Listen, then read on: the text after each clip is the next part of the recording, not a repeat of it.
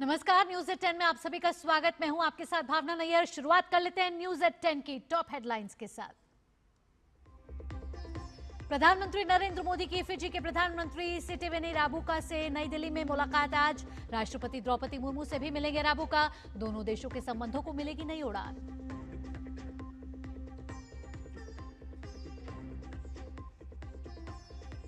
आज से 2 दिन के लिए गुजरात दौरे पर होंगे प्रधानमंत्री नरेंद्र मोदी। अहमदाबाद में शहरी विकास, ऊर्जा, सड़क और रेलवे से जुड़ी 5,400 करोड़ रुपए की विकास परियोजनाओं की करेंगे शुरुआत।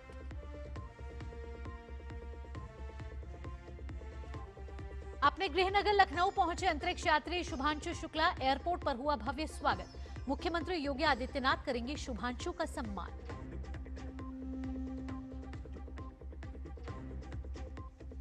हिमाचल प्रदेश में भारी बारिश के ऑरेंज अलर्ट के बीच ऊपरी हिमालय की चोटियों पर बर्फबारी। कई मार्ग अवरुद्ध। उत्तराखंड और राजस्थान में भी भारी बारिश की चेतावनी के बाद प्रशासन सतर्क।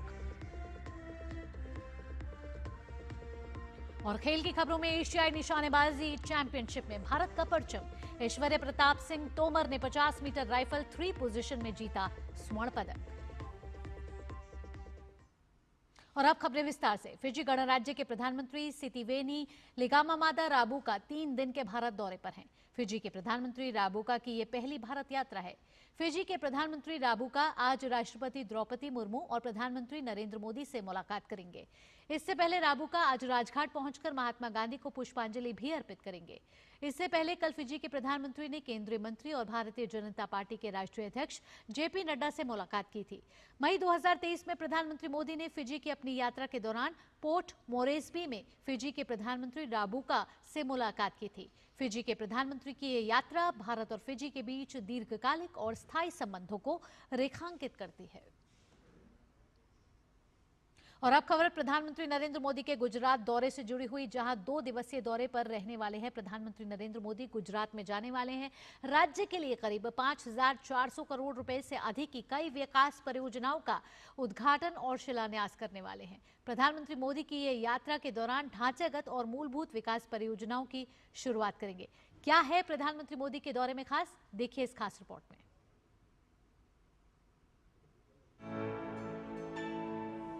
प्रधानमंत्री नरेंद्र मोदी गुजरात के अहमदाबाद स्थित खोडलधाम मैदान में एक विशाल जनसभा को संबोधित करेंगे।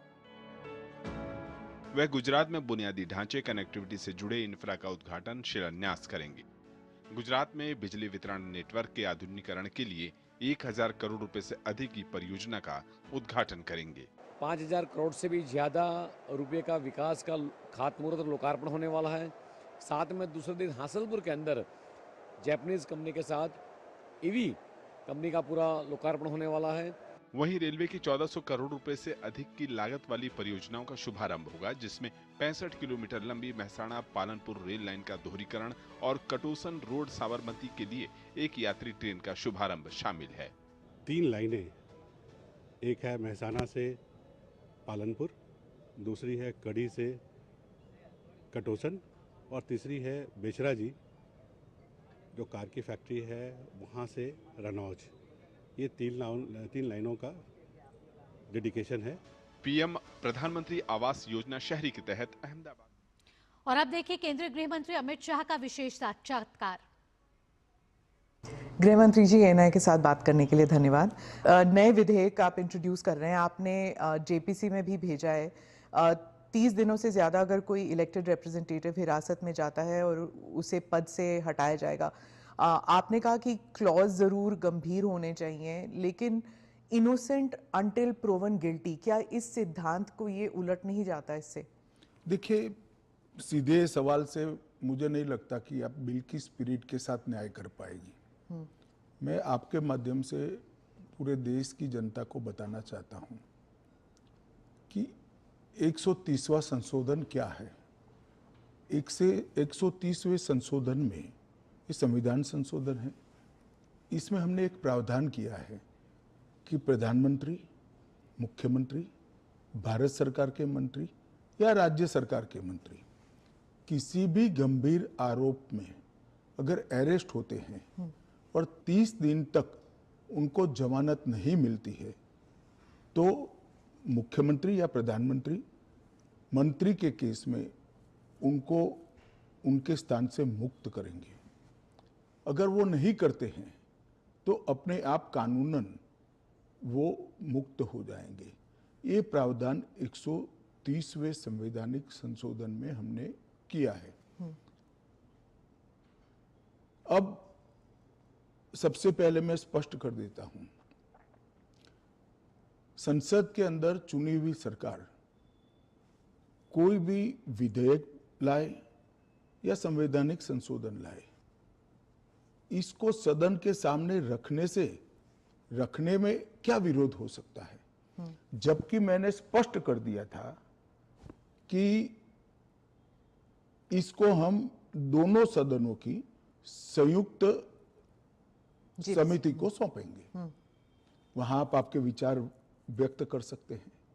और दूसरा, जब इस पर मतदान हो तब आप आपका मत व्यक्त कर सकते हो, क्योंकि ये संवैधानिक संशोधन है तो 2/3 बहुमत चाहिए दोनों सदनों में। जो आपके पास नहीं है या नहीं है वो तो उस वक्त सिद्ध होगा, परंतु उस वक्त आप अपना विचार भी रख सकते हो, वोट भी कर सकते हो। किसी भी सरकार के विधेयक को या संविधान संशोधन को सदन में पेश न होने देना और इस तरह का व्यवहार करना, ये क्या लोकतंत्र में उचित है क्या? देश की पार्लियामेंट के दोनों सदन बहस के लिए है या शोरगुल और हल्ले के लिए है? मुद्दे का विरोध हमने भी देखा है, हमने भी करा है, परंतु बिल को पेश न होने देने की एक प्रकार की मानसिकता मैं नहीं मानता हूं कि ये लोकतांत्रिक है, और विपक्ष को देश की जनता के सामने इसका जवाब देना पड़ेगा। उनका जो मैनर ऑफ प्रोटेस्ट है उसके बारे में मैं बाद में पूछूंगी, लेकिन ये जो गंभीर आरोपों का जो दायरा है, क्या आप स्पष्ट कर सकते हैं कि गंभीर आरोप क्या है? स्पष्ट कर सकती है क्या?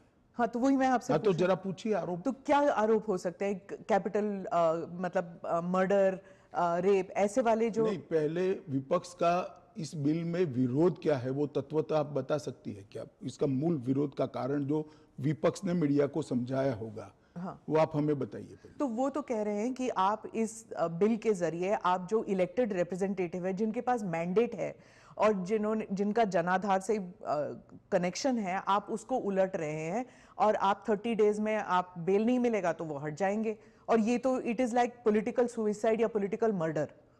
देखिए, इस देश में आज एनडीए के मुख्यमंत्रियों की संख्या ज्यादा है, प्रधानमंत्री भी एनडीए के हैं, श्री नरेंद्र मोदी प्रधानमंत्री।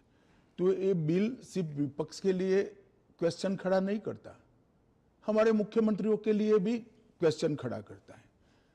मैंने जो सुना वो कह रहे कि आपके लोगों के सामने एफआईआर नहीं होती है। ये जनता को गुमराह करे। उनको मालूम है कि किसी भी व्यक्ति के खिलाफ आरोप है तो आप पब्लिक इंटरेस्ट लिटिगेशन के माध्यम से कोर्ट के सामने जा सकते हैं। कोर्ट ऑर्डर करेगी कि इनके खिलाफ एफआईआर करो। अगर ज्यादा ही गंभीर मामले हैं तो कोर्ट मॉनिटर भी करती है। इसमें पक्ष विपक्ष कहां आता है? ये एक सेकंड, मेरी बात पूरी नहीं हुई है। इसमें पक्ष विपक्ष नहीं आता है। और दूसरी बात, इसमें 30 दिन तक जमानत का प्रावधान किया गया है। अगर फर्जी टाइप का केस है तो देश की हाई कोर्ट और सुप्रीम कोर्ट आंख मूंद कर नहीं बैठे हैं। किसी भी केस में हाई कोर्ट और सुप्रीम कोर्ट को जमानत देने का अधिकार है। अगर जमानत नहीं मिलती है तो आपको पद छोड़ना पड़ेगा। मैं एएनआई के माध्यम से देश की जनता को और पूरे विपक्ष को भी पूछना चाहता हूं, क्या कोई मुख्यमंत्री, कोई प्रधानमंत्री या कोई मंत्री जेल में रहकर सरकार चला सकता है क्या? इस देश के लोकतंत्र के लिए शोभा रूप है क्या? और अगर 30 दिन के बाद जमानत मिल जाती है तो वो फिर से शपथ ले सकते हैं। हम multi party parliamentary democratic system में है।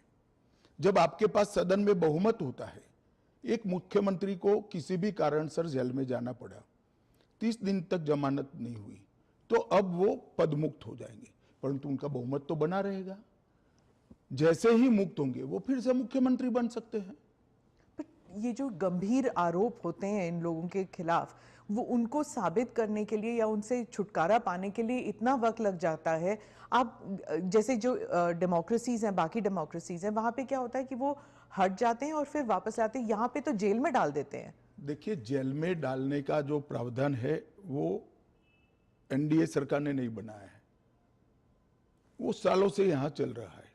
दूसरी बात कि ये जो आपने कहा कि गंभीर आरोप की व्याख्या क्या होगी, तो उसमें हमने व्याख्या कर दी है कि 5 साल से ज्यादा सजा का जहां प्रावधान है वहां पर उनको पद छोड़ना पड़ेगा।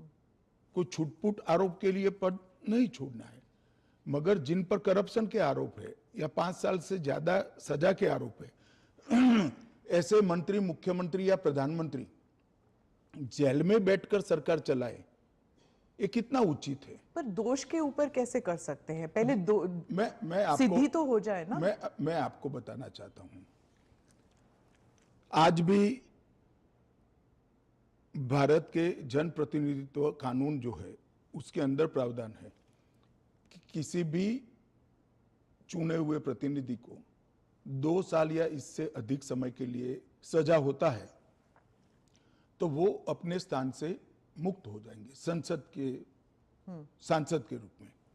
अब उस पर हाई कोर्ट की अपील बाकी है, इस पर सुप्रीम कोर्ट की अपील बाकी है, मगर एक मॉरल ग्राउंड तय करने के लिए कानून आजादी मिली तब से बना है। इस पर भी आर्गुमेंट होता है कि भाई वो हाई कोर्ट से छूट जाएंगे, वो सुप्रीम कोर्ट से छूट जाएंगे, क्योंकि अपील फाइनल नहीं हुई है। तो जैसे ही छूटते हैं उनकी सदस्यता रिवाइव हो जाती है। कई सारे लोगों की सदस्यता समाप्त हो गई और तुरंत रिवाइव भी हुई, ऊपर से सजा का स्टे मिलने के बाद। पर इस दौरान उनका राजनीतिक कुछ नहीं होता है ना सर। सत्येंद्र जैन का देख लीजिए, उनके 4 साल कौन लौटाएगा? उनकी जो पॉलिटिकल लाइफ है वो तो खत्म हो गई ना। नहीं, मगर 4 साल तक उनको जमानत नहीं मिला, केस अभी चालू है। हाँ, तो पर उसके बाद सीबीआई का जो रिपोर्ट है वो कोर्ट ने एक्सेप्ट कर लिया ना। आप भयंकर भ्रांति में हो। जिस एफआईआर में वो 4 साल जेल में रहे, वो एफआईआर में क्लोजर रिपोर्ट नहीं भरी गई है। क्लोजर रिपोर्ट 2022 के केस में भरी गई। जिन 4 केसों में वो जेल में गए थे और लंबे समय तक रहे, वो 4 केसों में सीबीआई ने चार्जशीट किया है और वो ट्रायल फेस कर रहे हैं। मगर आप पार्टी के प्रोपेगेंडा का आप शिकार हो। सत्येंद्र जैन जी को जिस केसों में लंबा समय जेल में रहना पड़ा, वो सारे के सारे केसों में चार्जशीट हुआ है और वो ट्रायल फेस कर रहे हैं।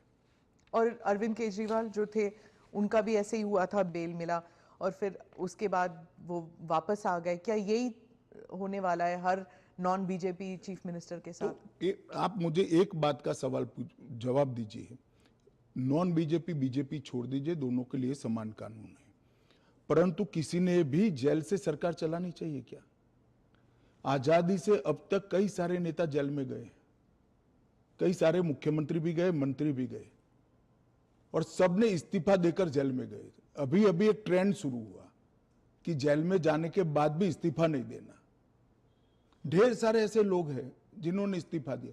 तमिलनाडु के कुछ मंत्रियों ने नहीं दिया, दिल्ली के मंत्री और मुख्यमंत्री ने नहीं दिया, और सरकार के सचिव, डीजीपी, मुख्य सचिव इनके पास आदेश लेने के लिए जेल में जाएंगे। ये क्या हमारे लोकतंत्र को दुनिया में सम्मान दिलाएगा क्या? ये मुद्दे पर चिंता, चर्चा होनी चाहिए, नहीं होनी चाहिए। और मैं आज जो कांग्रेस पार्टी इसका मुखर कर विरोध कर रही है, वो कांग्रेस पार्टी के एक स्टैंड को ही मैं कह रहा हूं। जब यूपीए की सरकार थी, श्री मनमोहन सिंह जी इनके प्रधानमंत्री थे और लालू प्रसाद यादव जी इनके मिनिस्टर थे। लालू प्रसाद जी को सजा हो गई। मनमोहन सरकार एक ऑर्डिनेंस लेकर आई कि 2 साल की सजा हो तो भी अपील का स्टेज बाकी है तो उनकी सदस्यता नहीं जाती है। यही मॉरल ग्राउंड था जो आप कोट कर रही हो। तो एक ऑर्डिनेंस लेकर आए कि हम इसको बदल दे रहे हैं। ऑर्डिनेंस से बदलने का कैबिनेट ने प्रस्ताव भी किया।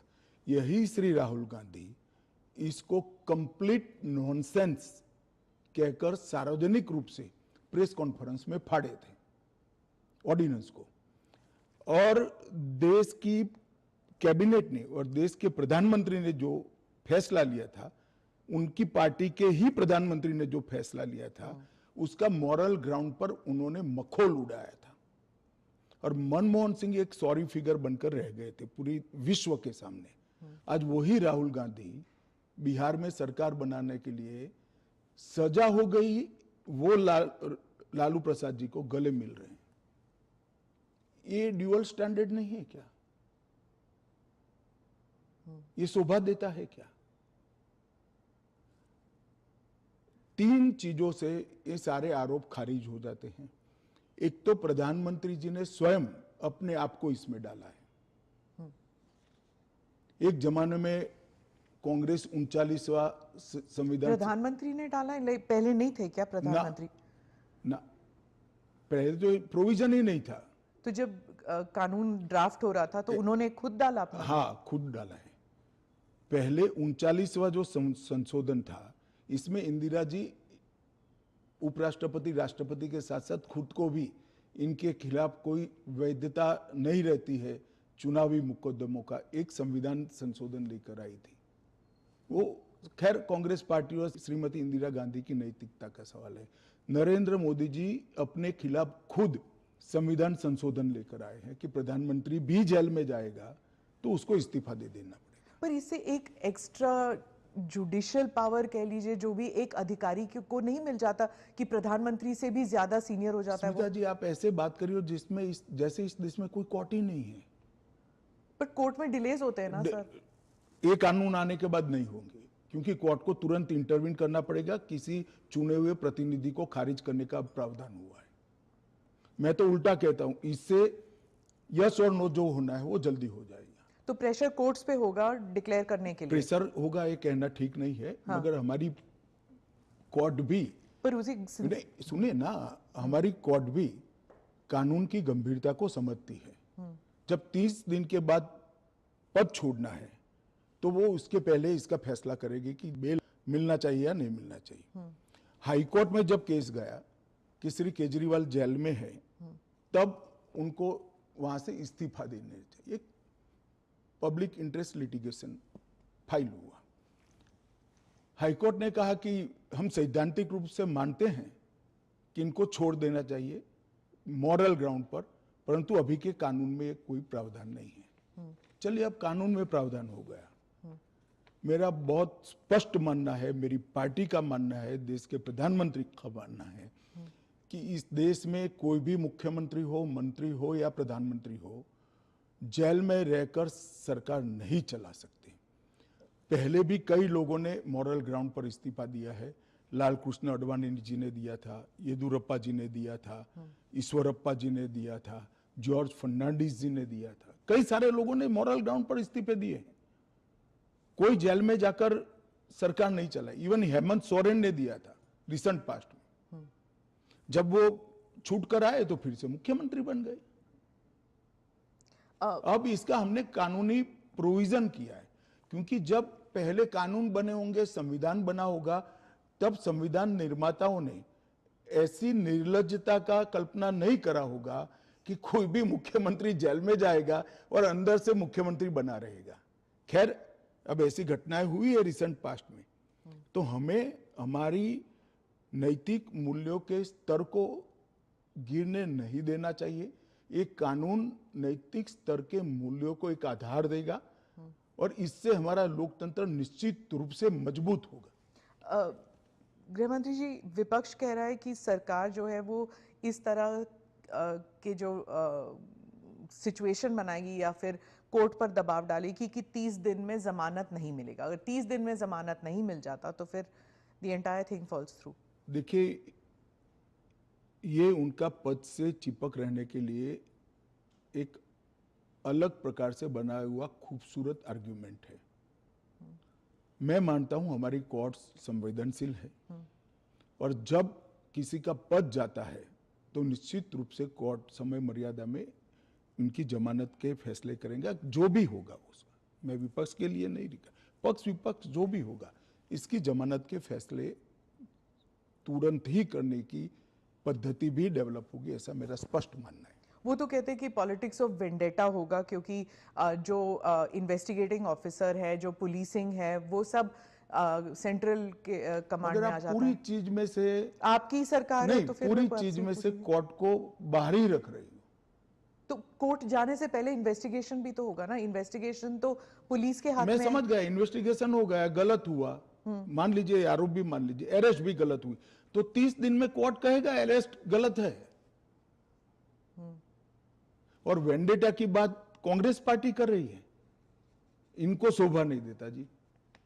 पर ये फिर वही पॉलिटिक्स की बात हो गई ना, क्योंकि आप कह रहे हैं कि इतने सारे राज्य हैं जहां पर बीजेपी के चीफ मिनिस्टर्स हैं, लेकिन वो तो टारगेट में नहीं होंगे। वो तो कह रहे हैं कि जहां पर बीजेपी की सरकार नहीं है वहां के चीफ मिनिस्टर्स को आप टारगेट बनाएंगे, खासकर ये जो इंडिया अलायंस के जो चीफ मिनिस्टर्स हैं। देखिए, मैं अभी भी कहता हूं कि भारतीय जनता पार्टी और एनडीए शासित जो राज्य हैं वहाँ कोई भी करप्शन या हमारे मंत्री या मुख्यमंत्री के खिलाफ केस है, उनका आरोप मान लीजिए, मानने के लिए ये फर्जी आरोप है, मगर एक सेकंड के लिए मान लीजिए कि कानून का काम नहीं करेगा, तो कोई भी व्यक्ति कोर्ट के सामने जा सकता है और कह सकता है कि इनके सामने एफआईआर दर्ज करने का आदेश दीजिए। और जब उनकी सरकार थी और वो ऐसा करते थे, तब बहुत सारी जांच कोर्ट के आदेशों से शुरू हुई है। यूपीए 2 में कम से कम 12 केस में गिना सकता हूं जहां कोर्ट के ऑर्डर से सीबीआई की जांच हुई है और सारे लोग फंसे हैं। पर वो उस टाइम तो उनकी सरकार थी, अभी आपकी सरकार है। वो कह रहे हैं कि चाहे डीएमके हो या आम आदमी पार्टी हो, आप सबके नेताओं को आप जेल में डाल देंगे। ऐसे नहीं हो सकता है, ये संभव ही नहीं है, क्योंकि कोर्ट तुरंत इंटरवीन करेगी अगर इसके अंदर एफआईआर के अंदर या अरेस्ट के अंदर तत्व नहीं है तो अरविंद केजरीवाल का उदाहरण भी देते हैं कि इस प्रावधान के अनुसार अगर उन्हें जमानत 30 दिन के भीतर ना मिलती तो वो भी वहीं पे पड़े रहते, जेल में पड़े रहते, और उनको फिर वो चीफ मिनिस्टर पद से भी हटा दिया। जमानत उनको एक कानून आया ही नहीं था, फिर भी मिल गई थी। हाँ, मगर इतना जरूर होता, अगर वैसे ही अगर ये कानून होता तो उनको इस्तीफा दे देना पड़ता, वो जो मैं मानता हूं कि देना चाहिए।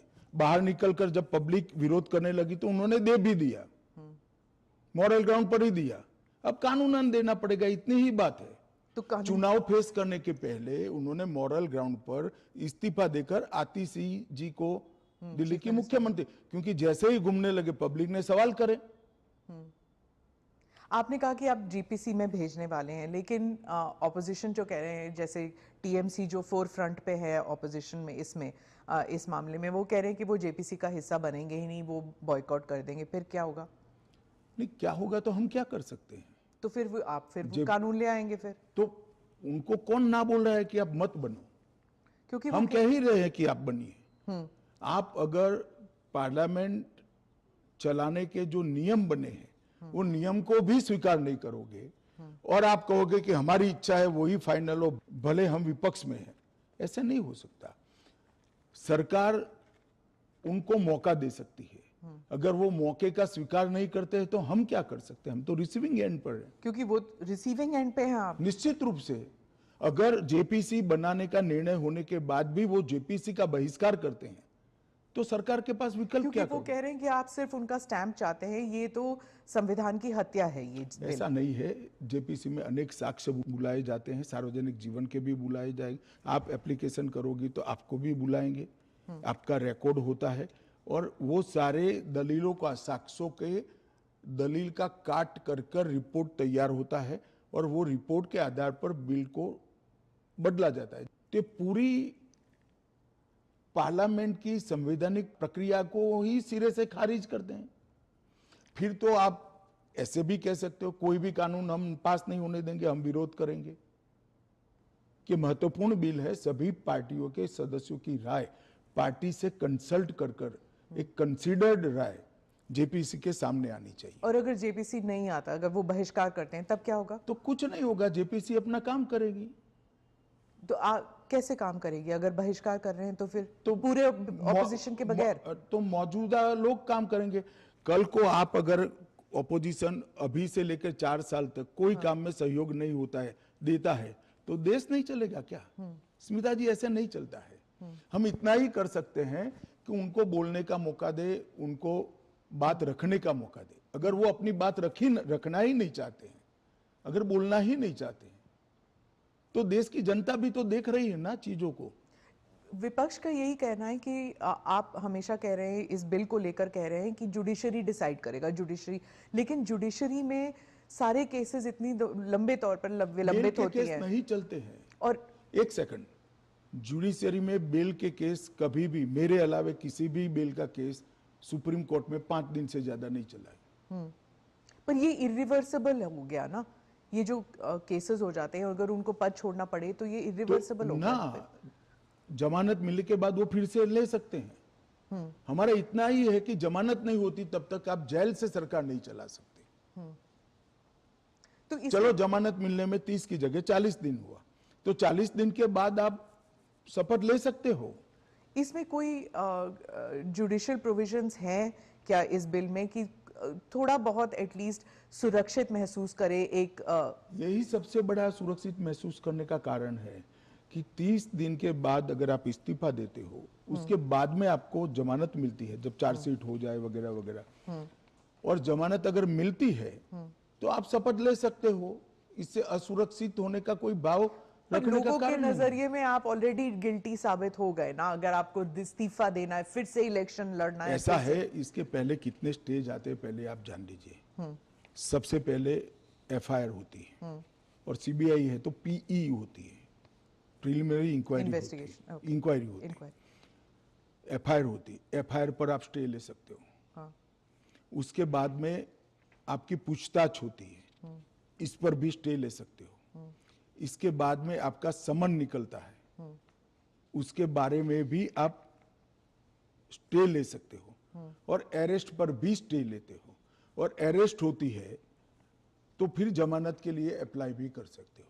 ये 5 स्टेज आते हैं, रातों रात कुछ नहीं होता। मगर करप्शन में अगर आकंठ आप डूबे हुए हैं तो फिर तो अरेस्ट भी होगी, जेल में भी जाना पड़ेगा, इस्तीफा भी देना पड़ेगा। फिर भी अगर बाद में जमानत होती है तो आप फिर से शपथ ले लो भाई। मगर एक बात आप मुझे ये बताइए, क्या एज अ सीनियर जर्नलिस्ट आप इस चीज को ठीक मानती है?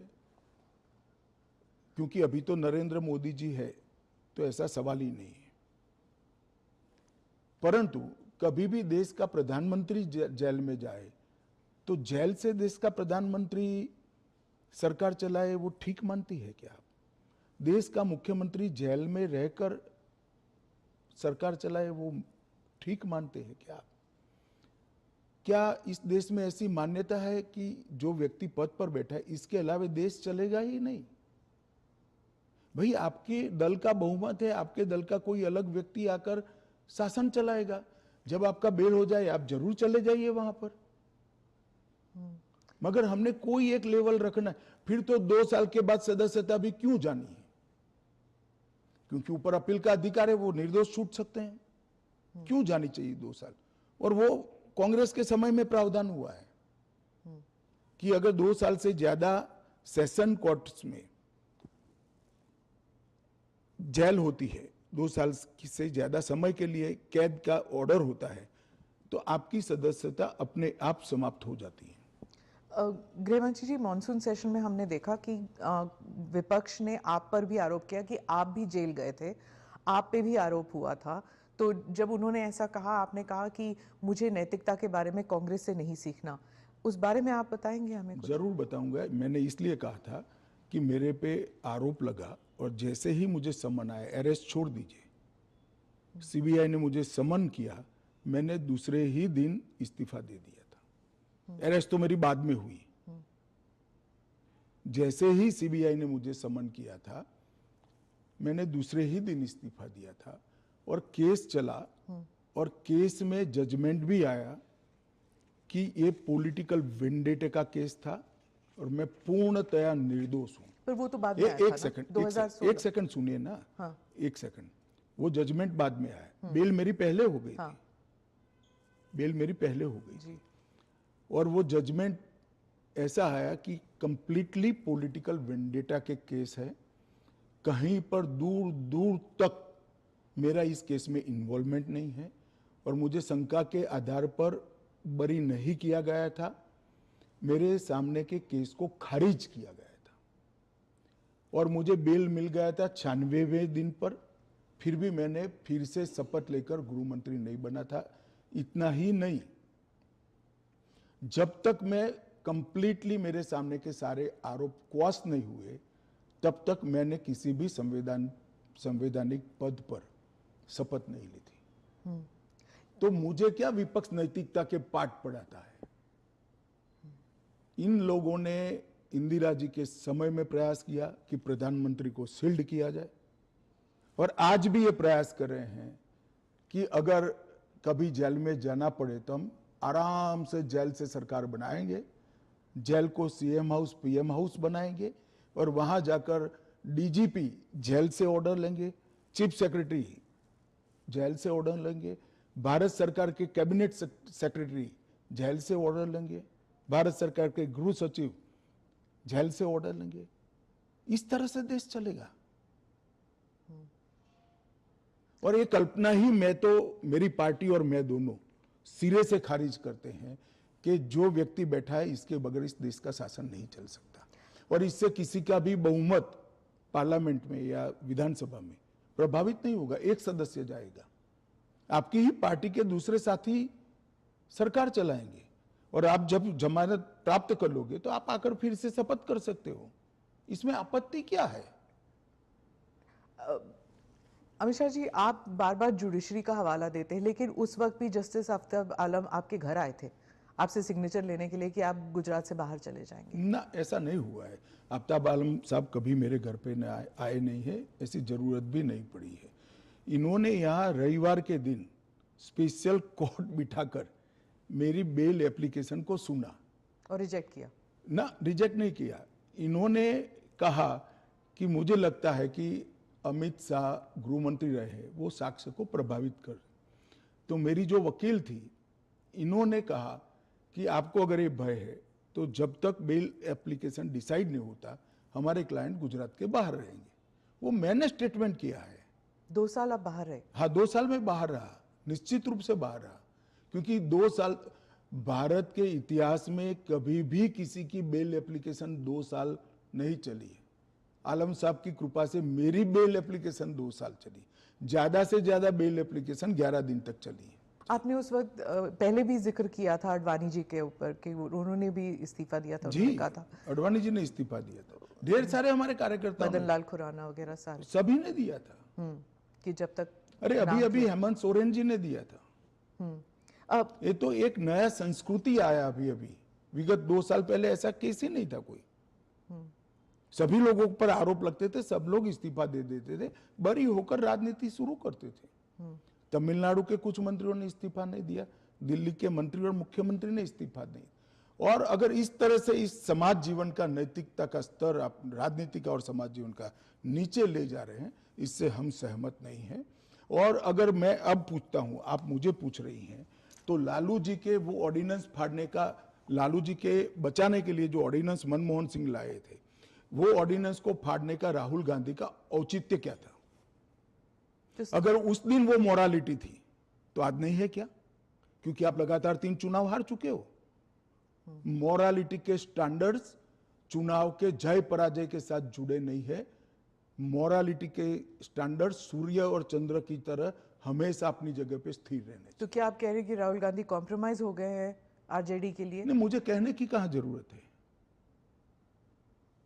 उनके 2 चीजों को वो कैसे जस्टिफाई करेंगे? मैंने तो आज पूछ लिया, आप इनका इंटरव्यू कर पूछ लो उनको। तो आपके जो एनडीए के जो पार्टीज हैं, क्या वो सब सहमत है इस जी सर, बिल को लेकर? सब चंद्रबाबू नायडू, नीतीश कुमार, सब सहमत है। सब आप पर इस मॉनसून सेशन में वो इतने आगे तो नहीं आए आपको डिफेंड करने के लिए, आप अकेले नजर आए। नहीं, आगे आने का मौका ही नहीं आया, बहस ही नहीं होने दी। जब जेपीसी होगी, जब बहस होगी और फिर पार्लियामेंट में बहस होगी तो सभी दल अपना अपना पक्ष रखेंगे। फिर आप पर पर्सनल अटैक हुआ, माइक हाथ में पकड़ा। देखिए, पार्लियामेंट किस तरह से चलनी चाहिए वो अकेला सत्ता पक्ष तय नहीं कर सकता। किसी भी बिल के लिए या संवैधानिक संशोधन के लिए स्वस्थ बहस का वातावरण अगर विपक्ष नहीं बनाता है तो देश की जनता देख रही है कि ये पद्धति ठीक है क्या। इस बिल पर जब तय था कि बिल अभी पारित नहीं होना है, जेपीसी में जाना है, मैंने बीच में ही खड़े होकर इसकी घोषणा कर दी थी, तो विपक्ष इस बिल पर अपना विचार रख सकता था या नहीं रख सकता, मुझे जवाब देना पड़ता। फिर तो बिल जाता जेपीसी में, उस दिन पास नहीं होना था। मैंने पहले ही घोषणा कर दी थी कि इस बिल को सरकार ने तय किया है कि ये जेपीसी में जाएगा, दोनों सदन का जेपीसी बनेगा, 21 सदस्य लोकसभा के होंगे, 10 सदस्य राज्यसभा के होंगे, 31 सदस्य प्रोरेटा सभी दलों से आएंगे। क्या ये बिल पास हो जाएगा? मुझे तो विश्वास है हो जाएगा। कांग्रेस पार्टी में ही और विपक्ष में ही कई लोग ऐसे निकलेंगे जो मोरालिटी का सपोर्ट करेंगे, मॉरल ग्राउंड को बनाए रखने के लिए सपोर्ट करेंगे। और फ्रेम है ये जेपीसी के अध्यक्ष जो बनेंगे उस पर निर्भर होगा। वो जब चर्चा समाप्त करेंगे तुरंत हम तो अगले सप्ताह में ले आएंगे। ऑपोजिशन कहती है कि जो पार्लियामेंट के अंदर सीआईएसएफ को लगाया गया है इसकी वजह से लेजिटिमेट प्रोटेस्ट नहीं हो पा रहे और वो फोर्सिबली लोगों को बाहर किया जाता है जब प्रोटेस्ट करते हैं तो वेल ऑफ द हाउस से। पहली एक बात की स्पष्टता आप समझ लीजिए, पार्लियामेंट के अंदर कोई भी फोर्स पार्लियामेंट की और गृह के अंदर सदन की सुरक्षा में वो स्पीकर के अधीन होती है। इसमें फोर्स का महत्व नहीं होता है।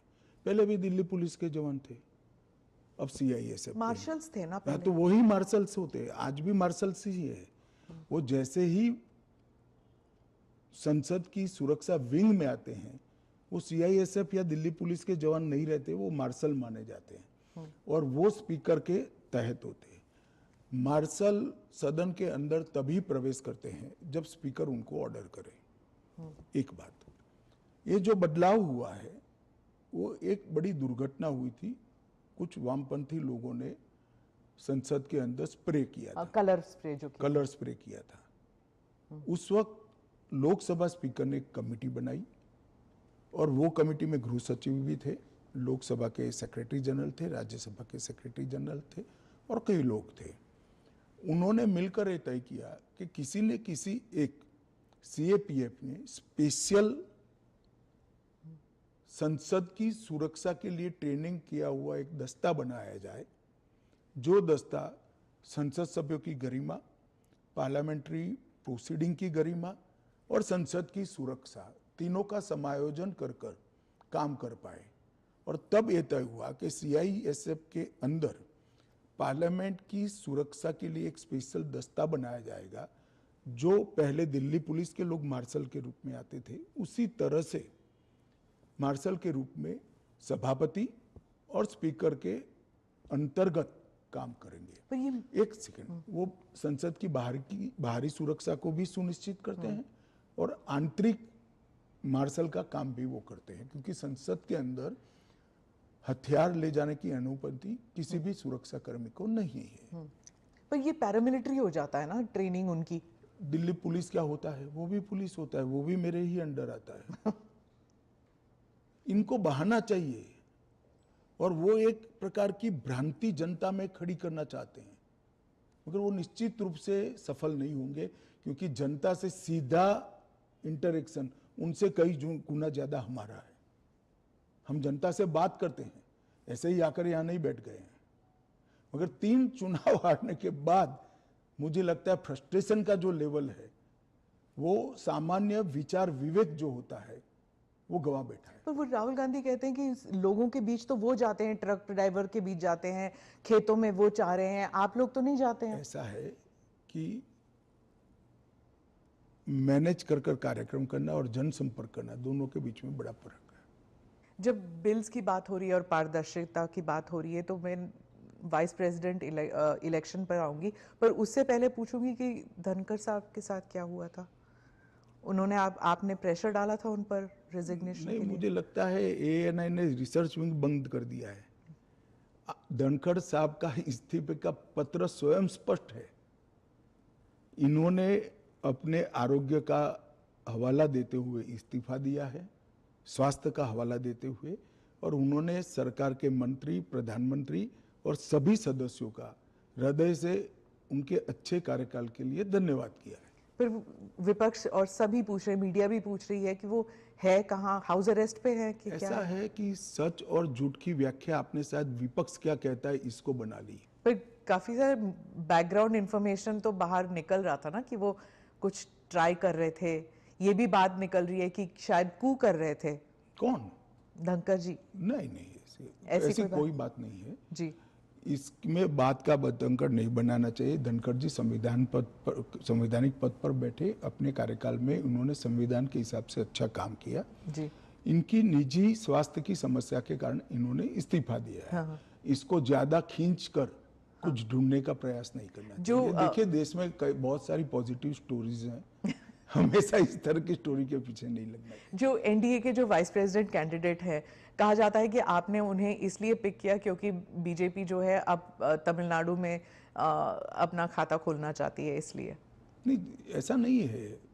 हम पहले भी तमिलनाडु में साथियों के साथ चुनाव लड़े हैं। हमारी यहाँ बहुत सारी सीटें भी आई है, ऐसा नहीं है।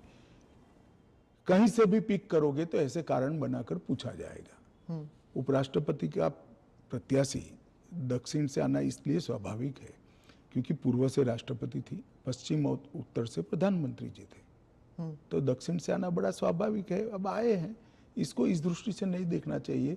श्री राधाकृष्णन जिनका बहुत लंबा राजनीतिक जीवन रहा है, वो 2 बार संसद के सदस्य रहे, हमारी पार्टी के अध्यक्ष रहे, झारखंड के गवर्नर रहे, तेलंगाना के गवर्नर रहे, पांडिचेरी के गवर्नर रहे, मुंबई के गवर्नर रहे, और सार्वजनिक जीवन में एक साफ सुथरा उनका जीवन है और एक बेहद मैच्योर राजनीतिज्ञ है।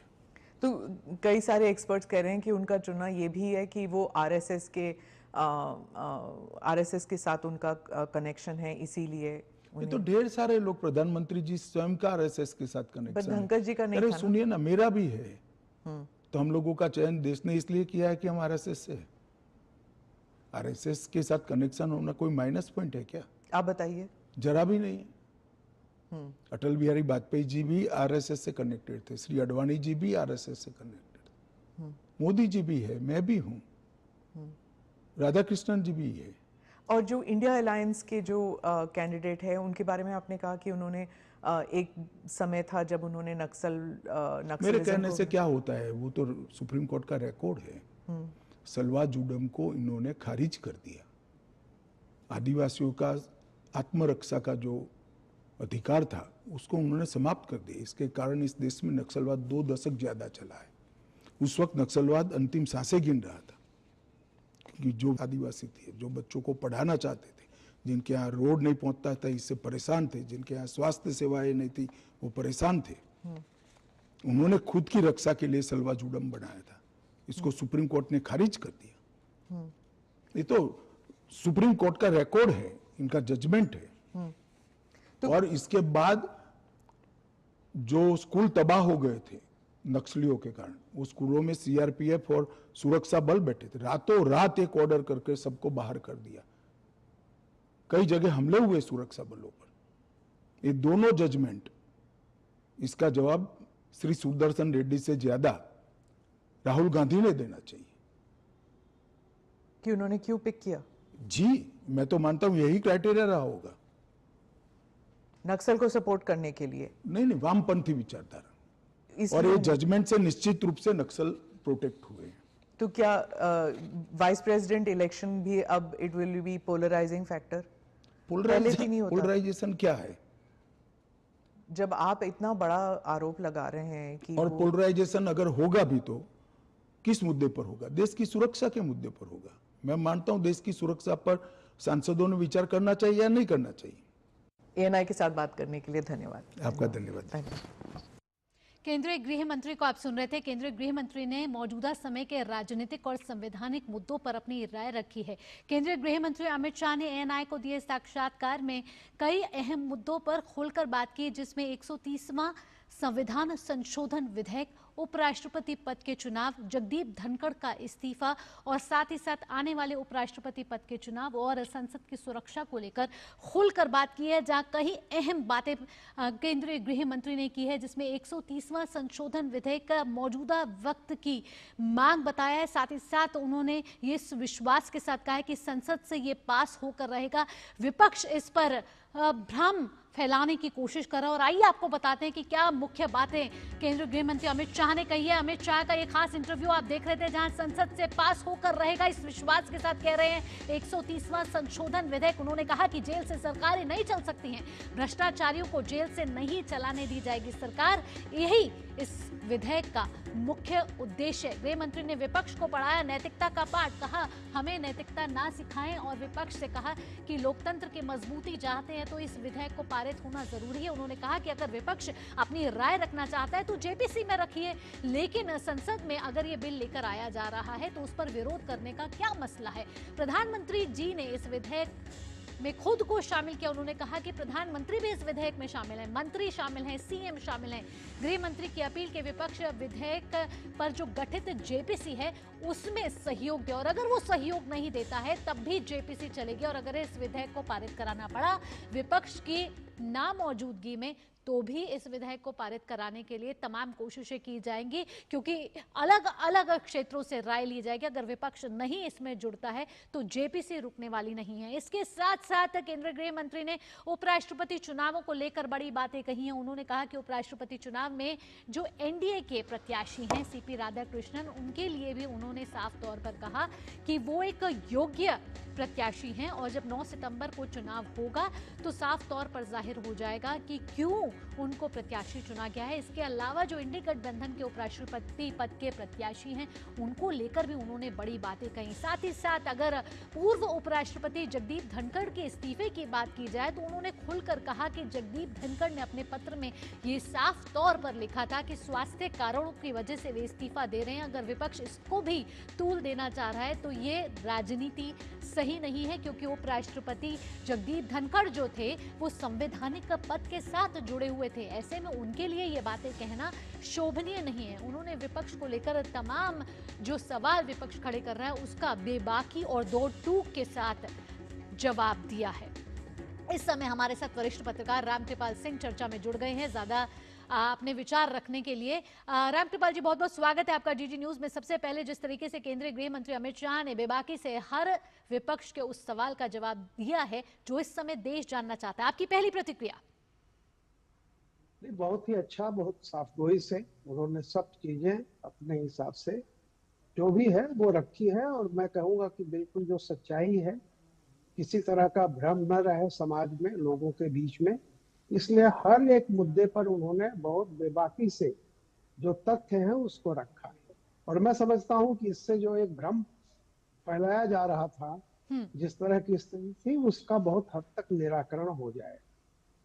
रामकृपाल जी, एक एक कर आते हैं जिन जिन मुख्य बातों का केंद्रीय गृह मंत्री ने इस साक्षात्कार में जिक्र किया है। सबसे पहली बात, उन्होंने सबसे ज्यादा समय इस इंटरव्यू में दिया 130वां संविधान संशोधन विधेयक, जिसको केंद्रीय गृह मंत्री ने संसद के मानसून सत्र में पेश किया, जहां उन्होंने कहा कि इस बिल को पेश होने के बाद जेपीसी में भेजा जाएगा।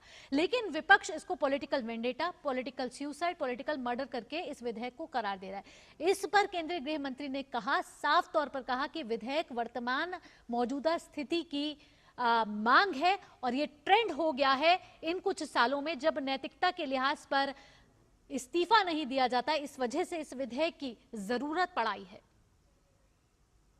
निश्चित रूप से देखिए, बहुत साफ साफ उन्होंने कहा और उदाहरण भी दिया।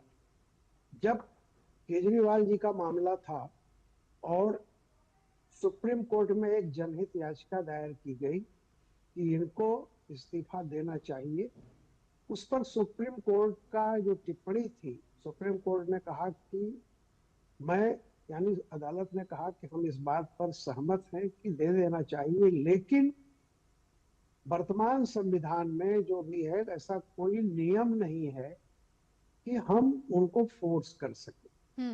ये बात आज अमित जी ने बहुत साफ साफ शब्दों में कही। तो आप सोच लीजिए कि इसकी एक ऐसी चीज, एक वैक्यूम था जिसका पहली बार एक नाजायज फायदा उठाने की कोशिश की गई। इससे पहले भी देश में लोगों के, बहुत सारे लोगों को उन्होंने नाम भी गिनाए, जी आरोप लगते थे।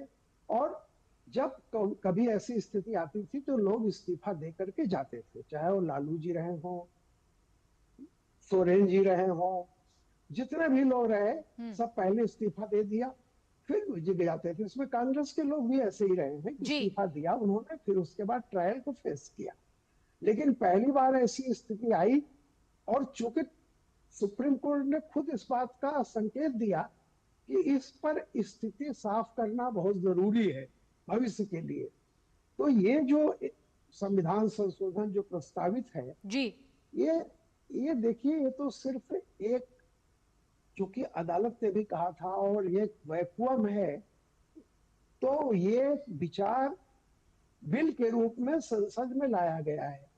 कानून बनाना संसद का काम है। ये संविधान संशोधन विधेयक है, बिना बहुमत सदस्यों के, 2/3 सदस्यों के ये पास नहीं हो सकता।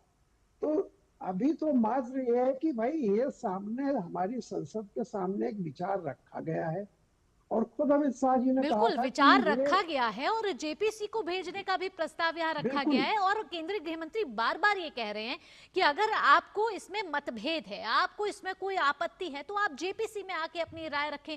लेकिन विपक्ष यहाँ जेपीसी में भी आना नहीं चाहता, टीएमसी वहां पर भी बॉयकॉट करना चाहती है। रामकृपाल जी, आप चर्चा में हमारे साथ बने रहिए, क्योंकि सिलसिलेवार तरीके से, जिस तरीके से केंद्रीय गृह मंत्री ने अपनी बातें रखी हैं, फिर चाहे वो 130वां संविधान संशोधन विधेयक हो, उपराष्ट्रपति पद के चुनाव हो, या संसद से जुड़ी सुरक्षा हो, इस पर एक एक करके बात करेंगे, लेकिन ब्रेक के बाद।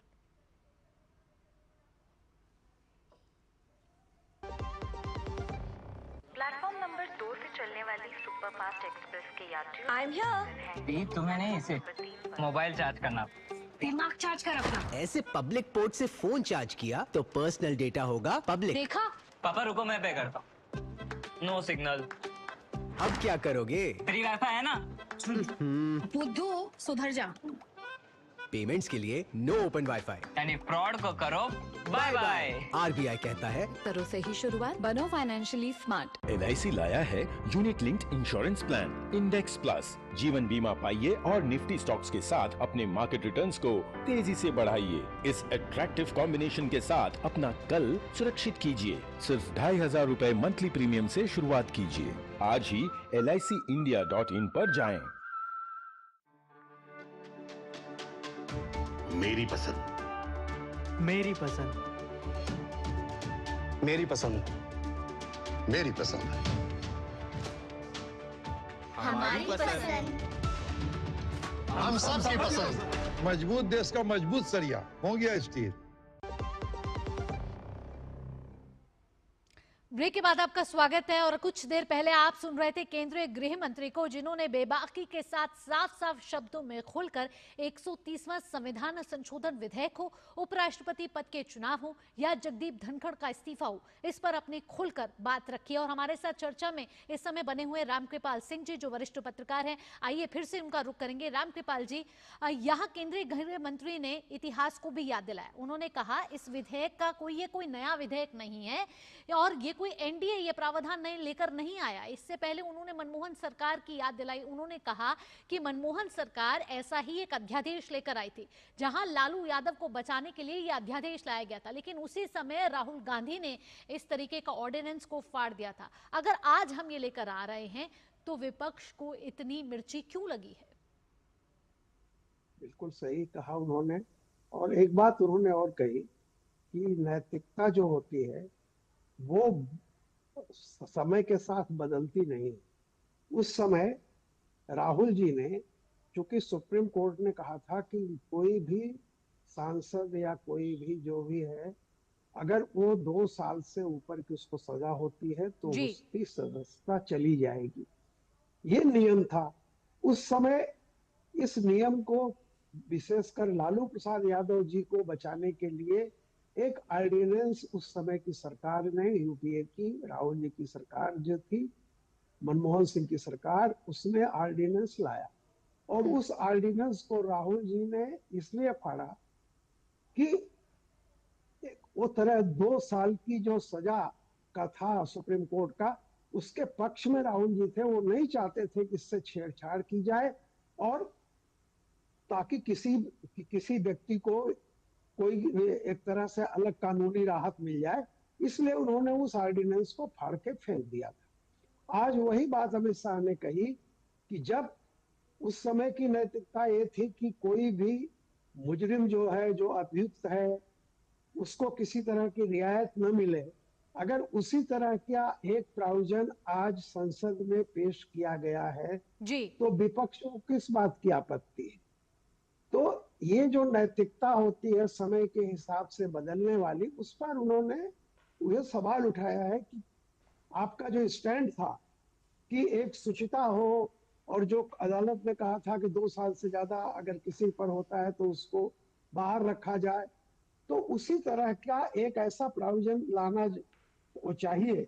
और आपको याद होगा कि केजरीवाल के मामले में खुद कांग्रेस ने ही सबसे पहले आरोप लगाए थे शराब वाला, और ये कहा था कि इनको तो तुरंत बर्खास्त किया जाना चाहिए। माकन ने क्या क्या आरोप नहीं लगाए थे कि बिल्कुल केजरीवाल को। अब जब जो स्थितियां बनी उसी को सुधार के लिए एक कानून प्रस्ताव किया जा रहा है, तो तमाम अपोजिशन के लोग उसका विरोध कर रहे हैं। भाई विरोध क्यों कर रहे हैं? आप नहीं चाहेंगे तो पास ही नहीं होगा। तो अमित शाह ने बहुत डिटेल में वे तमाम तर्क दिए जो कि कहीं ना कहीं से विपक्ष को कटघरे में खड़ा कर। बिल्कुल, एक एक करके उन्होंने बताया कि क्यों वर्तमान स्थिति में ये जरूरी है ये विधेयक, क्योंकि जेल से सरकारें नहीं चल सकती। उन्होंने कहा फिर इसमें प्रधानमंत्री ही क्यों ना हो, उन्होंने भी अपने आप को इस विधेयक में जोड़ा। और उन्होंने कहा नैतिकता के लिहाज पे ये लोकतंत्र की मजबूती के लिए भी ठीक नहीं है। और साथ ही साथ अगर दूसरे देशों की कंपैरिजन में भी देखा जाए तो दूसरे देशों में किस तरीके का उदाहरण जाएगा अगर जेल से सरकारें चलेंगी।